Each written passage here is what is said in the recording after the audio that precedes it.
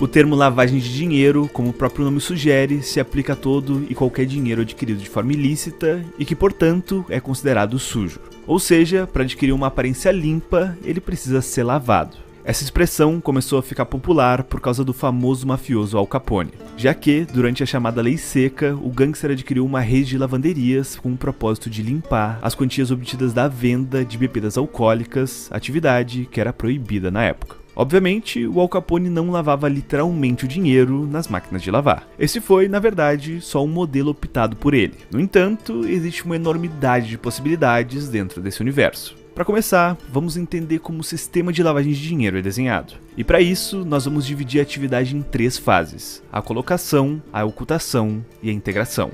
A primeira fase, a fase de colocação, consiste em colocar o dinheiro para dentro do sistema. Ou seja, sendo mais objetivo, simplesmente deixar o recurso em condições de ser facilmente transferível para outro lugar. É nessa primeira fase que o dinheiro vai tipicamente às mãos daqueles que são conhecidos no Brasil como os laranjas. Os laranjas são pessoas físicas ou jurídicas que emprestam os seus nomes com o fim de simular a propriedade do recurso, sem ser realmente os donos daquilo. Mas apesar de estar em posse de alguém que não está diretamente relacionado a um crime de origem, o dinheiro nessa fase ainda está sujo. O dinheiro passa a ser lavado mesmo na segunda fase da operação, a fase de ocultação. Depois de colocar os recursos em condições de ser transferidos sem chamar a atenção, o dinheiro começa a passar por uma sequência de transações entre bancos e empresas, preferencialmente em diversos países. A ideia da segunda fase é criar um embaralhamento contábil que seja suficientemente complexo para esconder a origem verdadeira dos recursos. É lógico que, depois de todo o caminho, ainda é preciso dar um jeito dessa grana voltar às mãos dos criminosos. E é aí que entra a última fase, a integração. A integração pode acontecer sob diferentes pretextos. 2 exemplos clássicos é o investimento milionário em uma empresa de fachada ou a compra de um imóvel. Mas acredite, a verdade é que esses pretextos são diversos e cada vez mais criativos. E agora, que entendemos mais ou menos o ABC de como funciona esse sistema, é hora de ver como isso acontece na prática.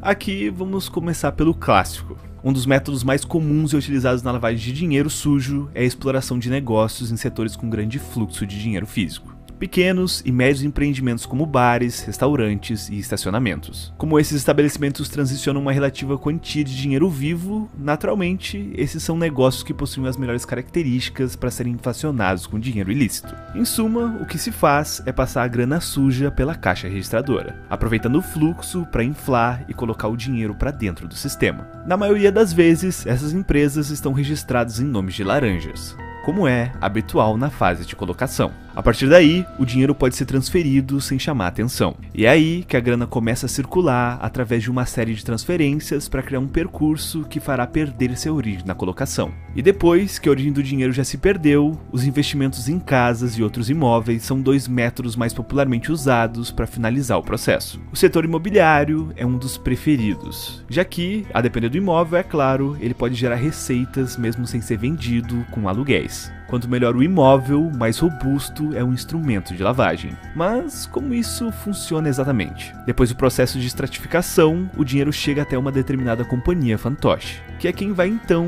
decidir investir em um imóvel. As empresas normalmente mantêm esse imóvel por um determinado tempo, para diminuir as suspeitas e aproveitar esse tempo para lucrar com os aluguéis. Aqui no Brasil, a Polícia Federal realizou hoje uma operação contra um esquema de lavagem de dinheiro no mercado imobiliário de luxo.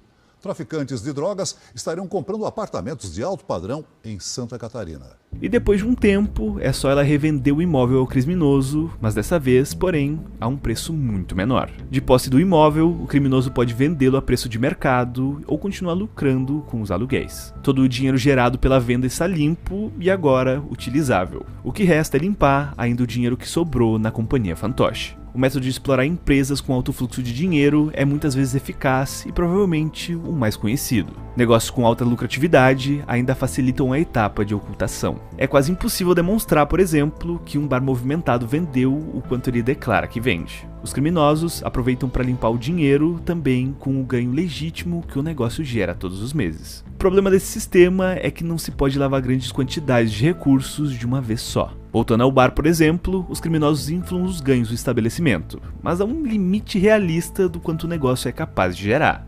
Não se pode levantar suspeitas. A alternativa é passar a controlar negócios ainda maiores que consigam justificar receitas ainda mais altas. Só que ao partir para negócios maiores, o risco também aumenta. Contas maiores são mais fiscalizadas e controladas pelas autoridades. É preciso maior habilidade contábil e é essa razão que faz, muitas vezes, as organizações optarem por outros métodos.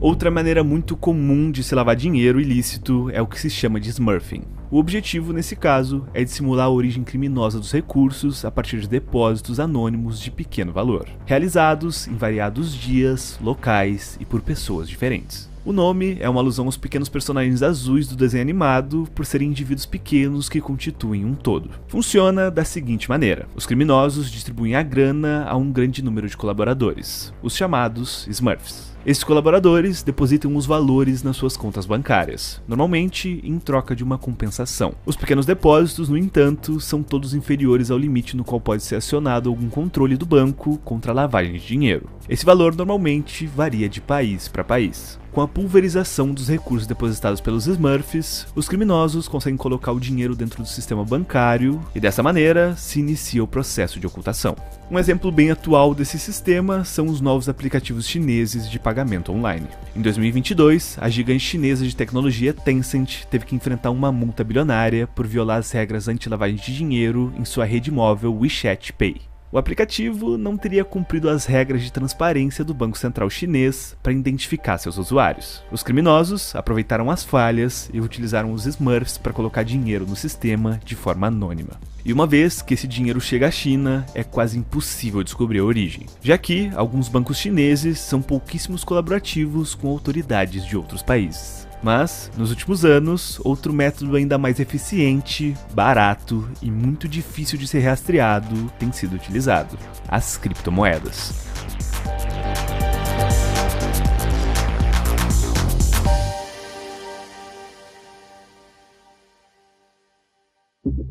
Criptomoeda sendo usada na lavagem de dinheiro do tráfico de drogas? Pois é, a polícia diz que o crime organizado lavou 20 bilhões de reais em 3 anos. As criptomoedas permitem a transferência até mesmo de grandes somas de dinheiro em um processo muito semelhante a um depósito bancário. Com um conhecimento adequado, os bandidos conseguem usar as carteiras blockchain sem ser o proprietário declarado. Na prática, é um sistema financeiro paralelo ao oficial e é muito difícil de controlar, sobretudo com as moedas baseadas em sistemas descentralizados. As plataformas descentralizadas eliminam a figura do fiador para transacionar o dinheiro ou a autoridade central que é responsável pela legalidade das operações, facilitando e muito a fase de ocultação do dinheiro. Uma vez que o dinheiro sujo é depositado pelos Smurfs em carteiras digitais, é possível transferi-lo com segurança sem estar diretamente ligado à identidade real. O dinheiro circula por carteiras digitais de diferentes empresas e pessoas até que a origem do recurso não possa mais ser identificada. A utilização das criptomoedas para lavagem de dinheiro ainda permite, em alguns casos, que se pule a etapa de ocultação, utilizando as moedas digitais para comprar itens em sites de comércio eletrônico que permitem o anonimato. No entanto, isso pode funcionar sem despertar suspeitas apenas para pequenas quantias. Não seria possível, por exemplo, comprar um carro de luxo ou um imóvel sem chamar a atenção.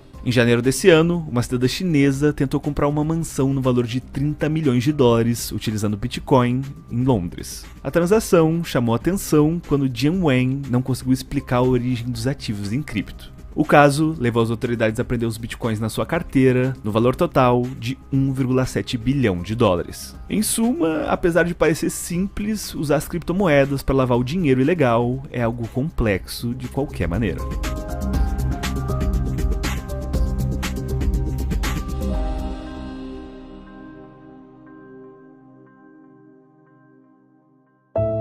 E finalmente, o último método que vamos entender não precisa envolver muitas pessoas, como o método Smurf, mas implica necessariamente que o criminoso tem um vasto patrimônio com dinheiro limpo. Esse é um dos métodos mais traiçoeiros de se lavar dinheiro. Talvez, até mais do que as criptomoedas, estamos falando das obras de arte. Obras de arte valiosas são amplamente utilizadas para transformar dinheiro sujo em limpo. Na verdade, basta você perceber que uma obra não tem necessariamente um preço definido. O valor de mercado de uma peça rara pode ser no máximo estimado, já que o setor é autorregulamentado e possui seu próprio índice para determinar algum tipo de valorização, podendo ser objetivo ou abstrato. A maneira mais recorrente desse tipo de lavagem de dinheiro acontece no momento da compra e venda dos objetos. Por exemplo, um comprador pode adquirir uma obra de arte por um determinado valor e declarar que pagou uma quantia maior.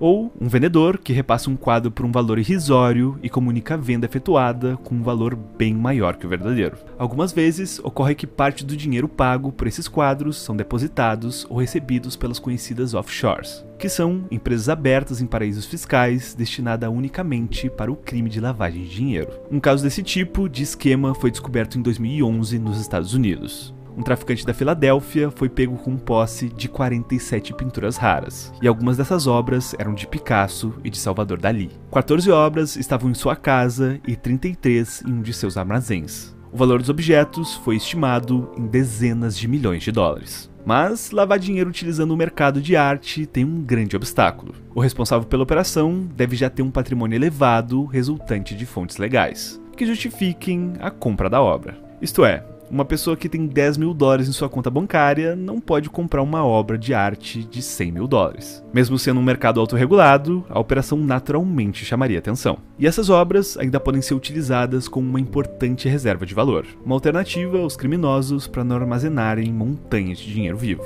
A verdade é que, com o passar dos anos, os crimes de lavagem de dinheiro estão cada vez mais rebuscados e habilidosos. Modelos cada dia mais criativos surgem todos os anos.